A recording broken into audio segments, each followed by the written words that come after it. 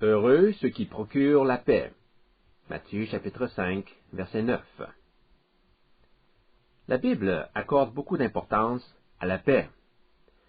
Dans une de ses béatitudes, le Seigneur Jésus fait mention de ceux qui font œuvre de paix. Voici ce qu'il dit en Matthieu chapitre 5, verset 9. Heureux ceux qui procurent la paix, car ils seront appelés fils de Dieu. Lorsque nous lisons ce verset, il faut nous assurer de bien saisir la signification de la paix dans la pensée de Jésus. Qu'est-ce qu'il entend par procurer la paix? Signalons d'abord cette erreur. Selon le point de vue de Jésus, cette béatitude ne devrait pas être interprétée strictement dans le sens politique ou social. Son application peut certainement avoir des retombées politiques ou sociales, mais il ne s'agit pas de sa première intention. Prenons le scénario suivant. Il y a une guerre entre deux pays, et nous voulons faire quelque chose pour arrêter le conflit. Devrions-nous alors initier un processus diplomatique par lequel nous demandons un cessez-le-feu et nous invitons les deux parties à s'asseoir pour discuter des termes d'une possible réconciliation? Sur le plan politique, il s'agit d'une procédure de routine. Cependant, dans le contexte biblique, ce n'est pas exactement ce que Jésus veut enseigner. Ceci ne signifie pas qu'un chrétien, ayant à cœur de promouvoir la paix dans le monde, ne devrait pas être impliqué dans des activités à caractère politique. Mais nous devons savoir que Jésus s'attend à quelque chose de différent lorsqu'il parle de ceux qui procurent la paix. Il ne s'agit pas d'une action politique. Il ne s'agit pas non plus d'une œuvre sociale. Elle est d'abord et avant tout d'ordre spirituel. Dans l'enseignement de Jésus, l'action de faire la paix se déroule au niveau spirituel. En tant que chrétiens, devrions-nous nous impliquer dans des questions à saveur politique ou sociale? Très certainement. Il n'y a rien dans la parole de Dieu qui vous empêche de vous lancer dans de telles activités. Mais il faut reconnaître la portée limitée de ces actions. Lorsque vous traitez les conflits au niveau social ou politique, sachez que vos efforts ne font que soigner des symptômes. Les problèmes sociaux et politiques que nous connaissons témoignent d'un malaise encore plus profond dans notre société. Or, la source du problème ne disparaît pas en prenant soin des symptômes. Le fait de prendre un antipyrétique, un médicament qui abaisse la température, ne vous guérira pas de la malaria si elle est la cause de votre hyperthermie. Il faut s'attaquer à la source du problème en dirigeant votre traitement sur le microbe de la malaria. La guerre a toujours existé. Mais quelle en est la cause? Si nous voulons répondre à cette question à sa base, il nous faut considérer le cœur de l'homme. La solution définitive à un problème réside dans un traitement adéquat du fondement du problème. Et la source du problème de la guerre provient de l'état de corruption du cœur de l'homme. Le problème commence à cet endroit. Lorsque le cœur de l'homme est purifié de ses iniquités, les symptômes de la maladie du péché vont également disparaître. La Bible procure à l'homme une solution spirituelle à ses problèmes, car elle considère que la racine des principaux problèmes de l'homme est de nature spirituelle. Lorsque Jésus dit « Heureux ceux qui ont le cœur pur », il fait justement référence à la racine de nos problèmes. Il affirme que notre cœur est corrompu et doit être purifié de sa souillure morale. Si vous comprenez le problème, vous allez traiter le problème à sa source. Du temps de Paul, l'esclavage était un problème généralisé. On estime qu'il y avait des millions d'esclaves dans l'Empire romain. Mais voit-on Paul condamner ce problème à la fois social et politique? S'est-il plaint auprès de l'aristocratie romaine en disant « Vous ne devez pas permettre cette forme d'oppression ». Comment peut-on accepter qu'un être humain puisse traiter un autre être humain comme s'il était un bien commercial? Vous devez redonner aux esclaves leur dignité humaine. Vous devez abolir l'esclavage. Paul n'a rien dit de tout cela. Il n'a pas dénoncé les abus qu'entraîne l'esclavage. Si Paul avait décidé de mener une propagande contre l'esclavage, il y aurait eu une forte résistance de la part des propriétaires d'esclaves, ainsi que du gouvernement. Il est fort à parier qu'on aurait assisté à une terrible effusion de sang. Cela ne signifie pas que Paul approuvait l'esclavage. Il aurait certainement préféré que toute cette activité cesse. Mais Paul apporta sa contribution pour l'abolition de l'esclavage en exerçant son influence sur le plan spirituel, c'est-à-dire en prêchant et en enseignant l'évangile du Christ, de sorte que le cœur de l'homme soit changé. Et lorsque votre cœur subit une purification spirituelle, vous ne voyez plus les choses de la même manière.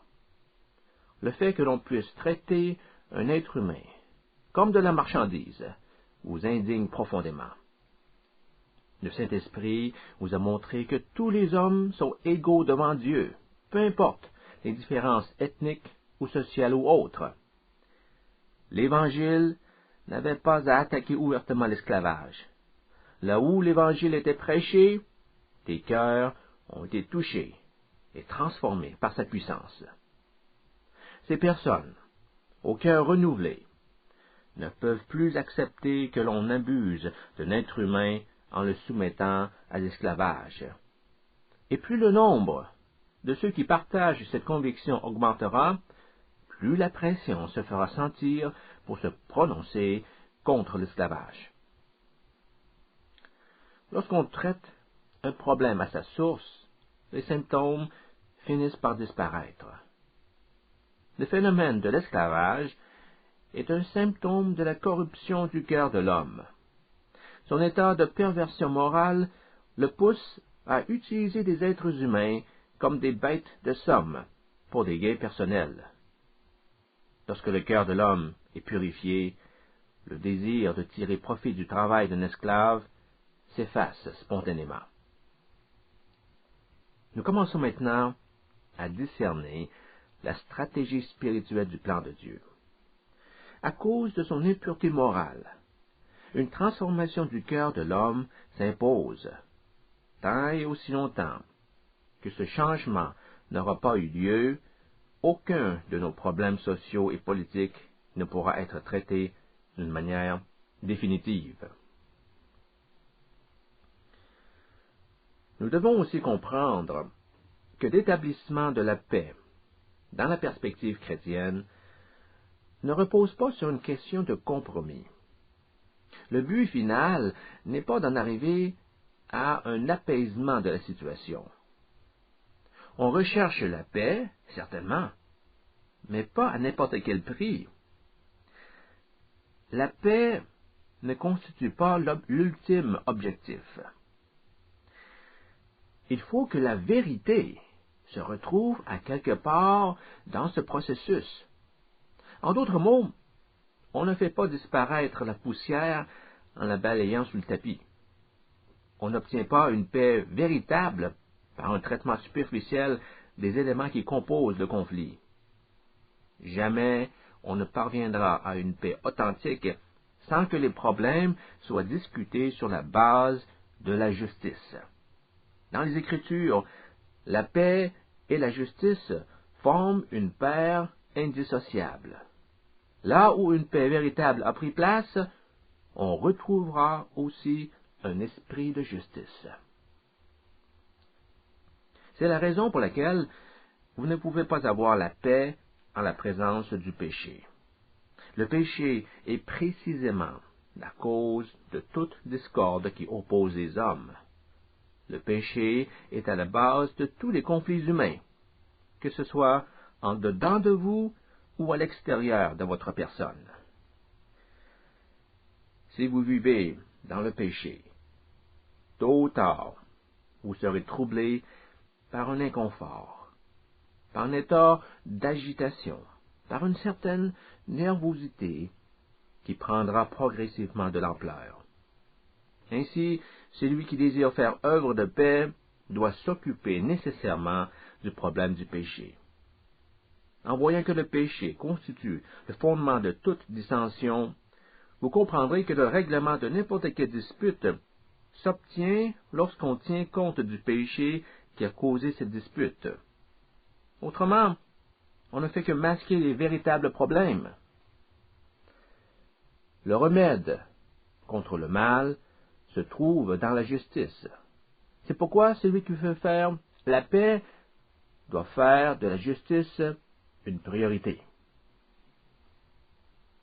Alors, comment traite-t-on du problème de l'injustice? Vous pouvez certainement la dénoncer. Un chrétien qui vit dans l'obéissance à la juste loi de Dieu ne reste pas indifférent face à l'iniquité. Il se fait un devoir de la signaler pour le bien du pécheur et de la communauté chrétienne. Mais je dois vous mettre en garde. Par une telle activité, vous risquez de mettre votre réputation en jeu. Vous aurez à faire face à la critique de ceux qui n'accepteront pas votre dénonciation du mal. C'est pourquoi, dans la béatitude suivante, Jésus dit « Heureux ceux qui sont persécutés à cause de la justice ». Voyez-vous le lien entre ces deux béatitudes? Si vous voulez faire la paix, vous devez prendre position contre le péché. Et en dénonçant l'injustice, il y aura toujours des gens qui s'attaqueront à vous. Lorsque Jésus parle de paix, il ne fait pas référence à une paix superficielle dans laquelle chacun des parties ne fait que garder sa bouche fermée. Malheureusement, on perçoit parfois le cessez-le-feu comme étant synonyme de paix. Que ce soit au niveau de nos relations interpersonnelles ou à une plus grande échelle, certains confondent l'arrêt des combats et la résolution d'un conflit.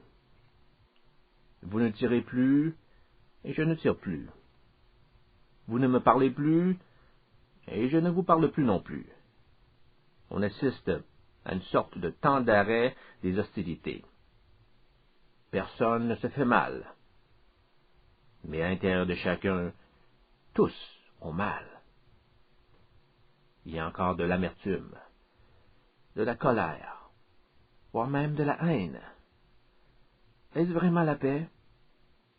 Vous vous tenez d'un côté de la frontière, et je me tiens de l'autre côté.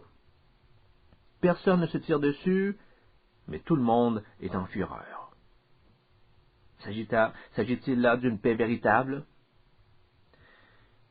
Il ne faut pas crier « paix, paix » quand il n'y a pas de paix. Il ne faut pas dire que tout va bien alors que rien ne va. Rappelez-vous de ce que nous avons vu. Si on ne s'occupe pas du péché, il ne pourra pas y avoir de paix. On ne peut pas dissocier la paix de la justice. Je me dois d'ajouter quelques précisions ici. Avant de devenir trop excité à l'idée de combattre le mal et de débuter une campagne de dénonciation du péché, vous devez d'abord faire un peu d'introspection. Dirigez votre attention sur vous-même. Avez-vous ce qu'il faut pour faire la paix autour de vous?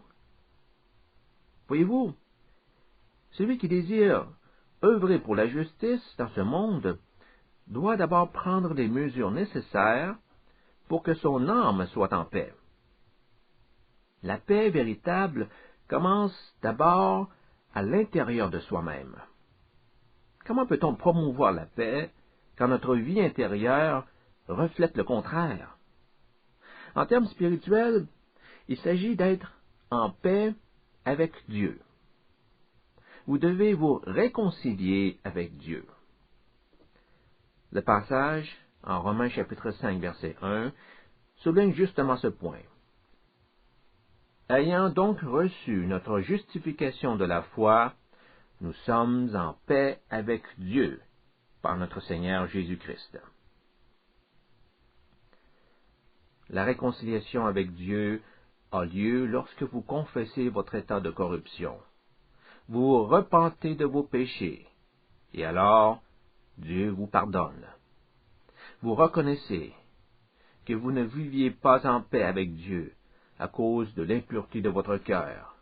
Votre vie manquait de droiture. Alors je demande à Dieu de me purifier, de me pardonner. C'est ainsi que la justice commence à prendre place dans ma vie. Il n'y a qu'une seule façon de devenir un artisan de la paix tout en respectant l'enseignement biblique. Il faut d'abord et avant tout changer complètement le fondement de votre vie. Dieu doit transformer radicalement la personne charnelle que vous êtes en une créature spirituelle et dont le cœur aura été purifié. Le terme biblique qui décrit cette métamorphose s'appelle la régénération. Si vous avez été régénéré, vous êtes alors en mesure de répandre la paix, puisque vous avez déjà fait la paix avec Dieu. Vous avez été réconcilié avec Dieu. L'artisan de paix doit respecter une autre exigence s'il veut mener à bien sa tâche. Il doit être en bon terme avec les parties en conflit. Votre rôle de médiateur sera très limité si vous n'avez pas le respect et la confiance des parties impliquées. Et en plus de cela, vous devez démontrer l'impartialité de votre jugement et aimer inconditionnellement tous les belligérants. Celui qui veut promouvoir la paix trouvera que la tâche est difficile, parfois risquée et souvent ingrate. Malgré vos bonnes intentions, vous courez constamment le risque d'être entraîné à votre tour dans le conflit. Chaque partie fera pression sur vous pour gagner votre faveur. Et si vos efforts ne portent pas fruit, vous risquez de vous faire tirer dessus.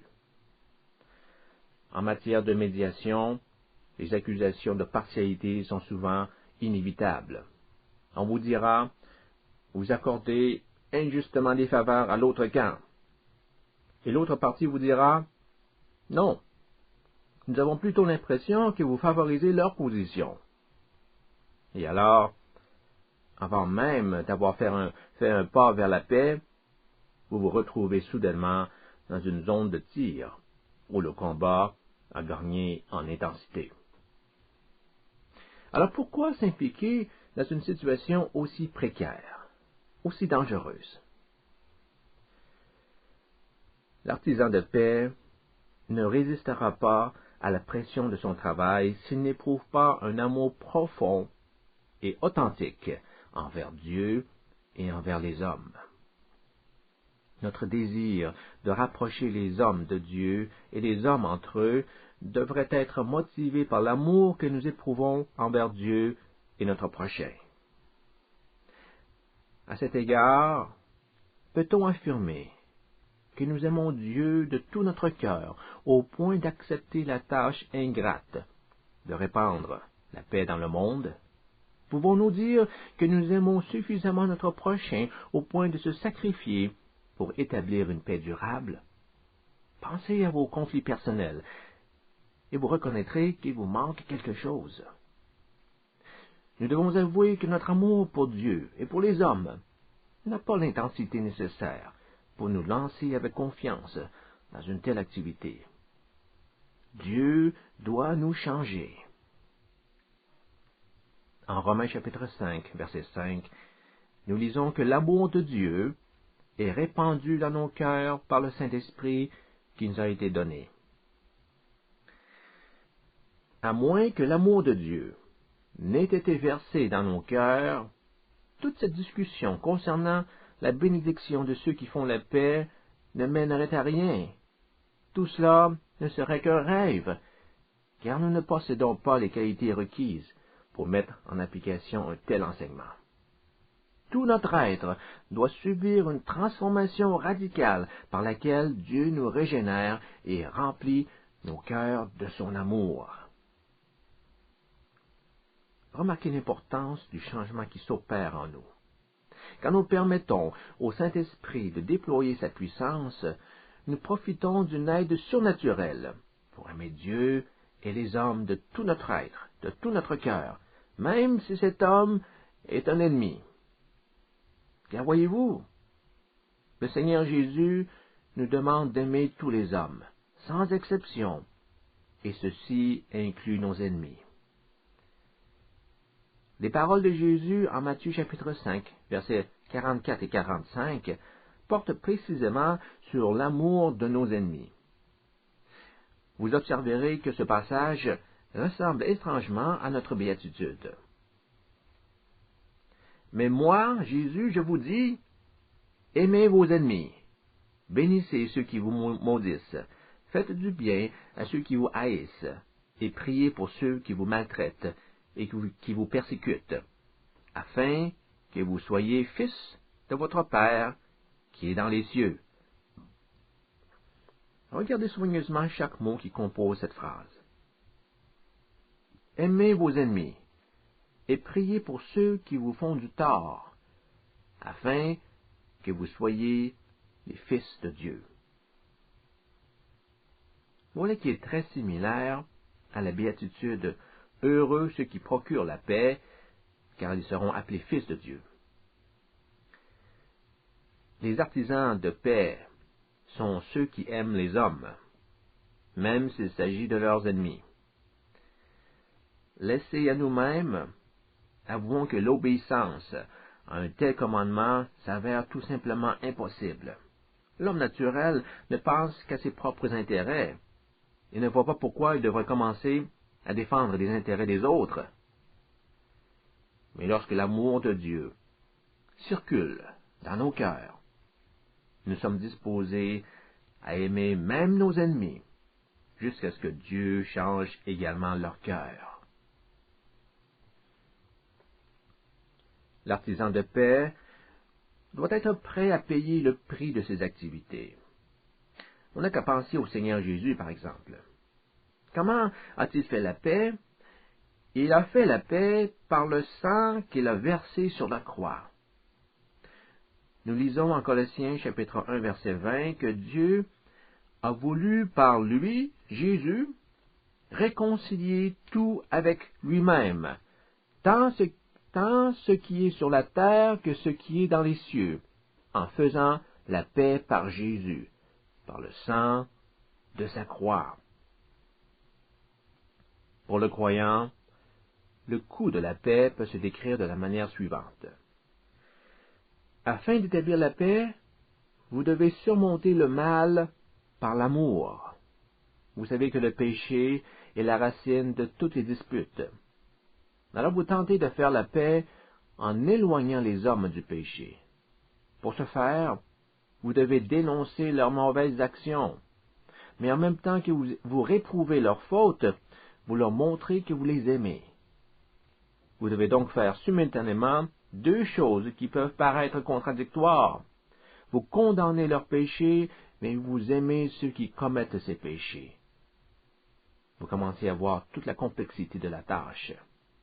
Il n'est pas étonnant que le chrétien se sente parfois dépassé par les exigences d'une telle occupation spirituelle. Il a l'impression d'être engagé dans une lutte perdue d'avance. Il sait qu'il doit établir la paix sur la base de la justice. Il sait qu'il doit montrer au pécheur la laideur du péché. Et à cet effet, il doit à la fois le réprouver pour ses fautes et l'aimer de manière à ce qu'il reconnaisse la perversité de ses actions. Mais essayez de le convaincre. C'est comme si on tentait de dire à un enfant que les sucreries peuvent abîmer ses dents en causant des caries. L'enfant est persuadé que les friandises n'apportent que du bon pour lui, et vous voulez le convaincre d'un fait qui va à l'encontre de son expérience. Essayez d'amener un pécheur à reconnaître l'idée morale du péché, alors que durant toute sa vie, il a joui des plaisirs du péché. C'est presque une mission impossible. Par ailleurs, votre persistance risque de vous causer éventuellement des ennuis. Vous êtes assuré de vous attirer des ennemis. On se moquera de vous. On montrera une forte hostilité envers vous. Certains vous diront, « Que veux-tu accomplir? Est-ce que tu te prends pour le bon Dieu? Reviens sur terre et fais face aux réalités de notre monde. La vie est dure ici. C'est pourquoi je fais ce que je fais. Je n'ai pas d'excuses à te donner, et tu n'as pas à me faire des leçons de morale. Va prêcher aux moines dans leur monastère si tu veux, mais laisse-moi tranquille. »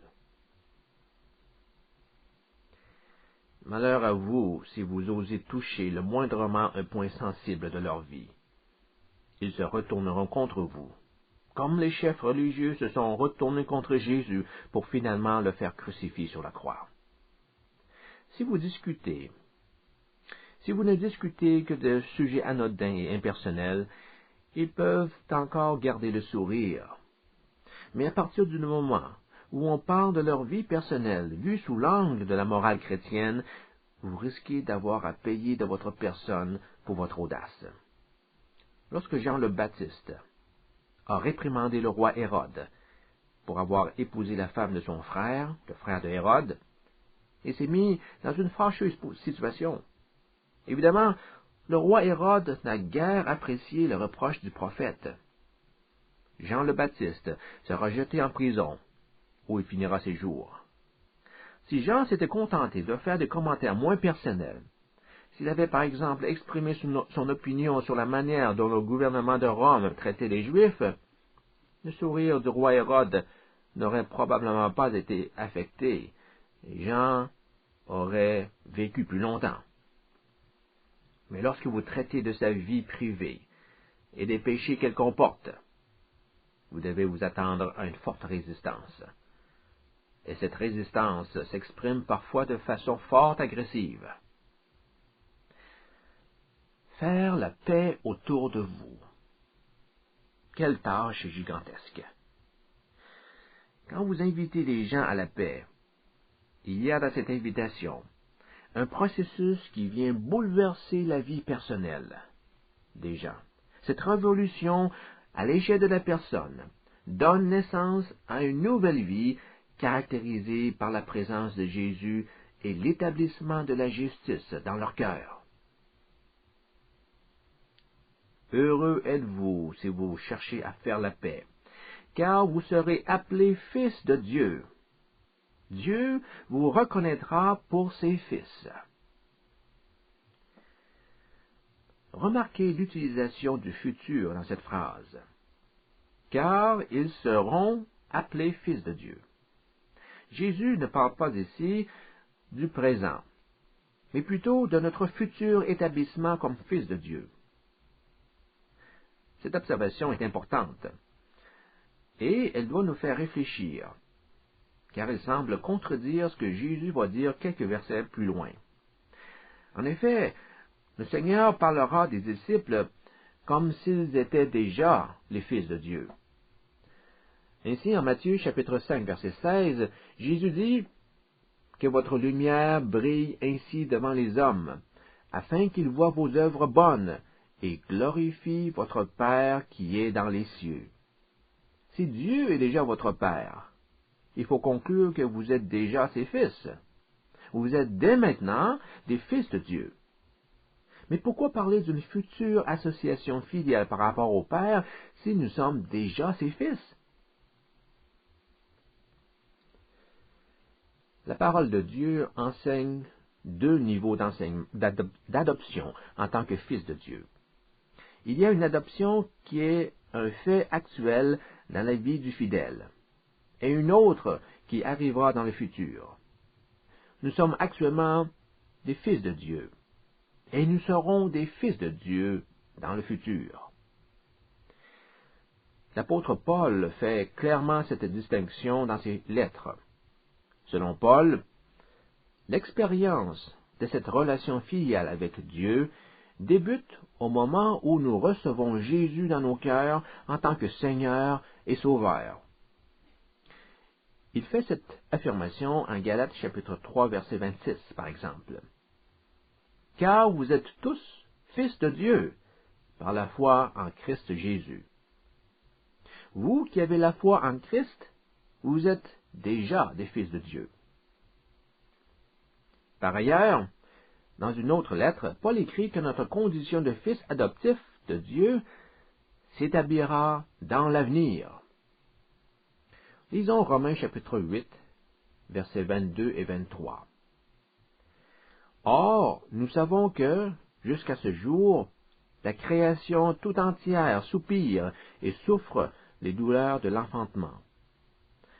Et ce n'est pas elle seulement, mais nous aussi, qui avons les prémices de l'Esprit, nous aussi, nous soupirons en nous-mêmes en attendant l'adoption, la rédemption de notre corps.